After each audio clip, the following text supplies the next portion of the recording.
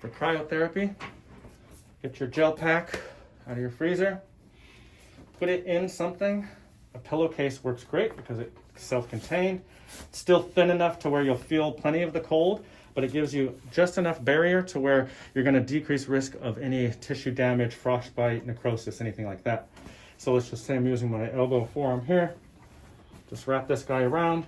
If it's too cold for the patient, you could even put the tail of the pillowcase there. Wrap it here like so.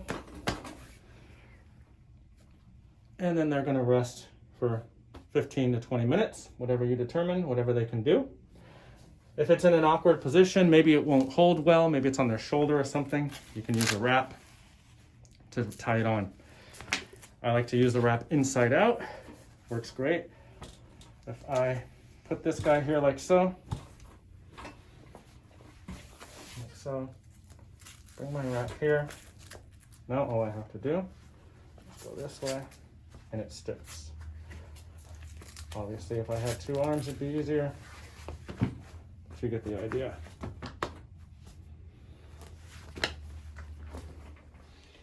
Okay, an ice massage.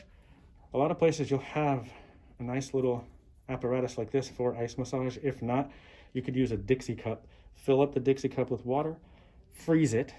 Then when you take it out of the freezer and it's nice and frozen, the first inch or so, leave it, tear the bottom half of the Dixie cup off, and you'll have Dixie cup to hold and then ice exposed on the bottom like we're about to do right here. With this one, it's already frozen inside. You're just gonna put some hot water around here to help separate the bottom. I'll do that. And there we have it, separated. Now we have the tool and we have something to hold on to, just like you would with a Dixie cup. The optimal time is 7 minutes for this. You're gonna get the area that you're gonna use. Let's say I'm gonna do my carpal tunnel. Let the patient know it's going to be very cold. It's gonna go through the 4 stages of tissue freezing. It's gonna be first just cold. Just gonna put that on there. Work in a circular motion. It's gonna start out cold, then it's gonna be actually slightly painful, then it's gonna go numb, and then it'll be frozen. So if they can tolerate all of that, that's where we're gonna get our maximum bang for our buck. We're just gonna do this. I'm doing it over the sink just because I'm getting a lot of dripping. If I'm doing it at the patient table, I'll usually just put a towel or two underneath, and then that way I can catch it. So just like that, nice good contact, keeping it on there. And this would go ideally for 7 minutes if they could tolerate it. It's a lot more direct than an ice pack, especially a gel pack. If you're dealing with a lot of acute swelling, this is going to be a great way.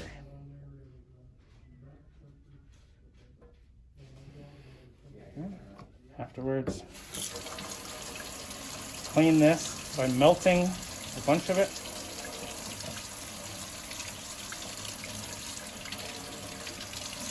Melted it, refill it back up,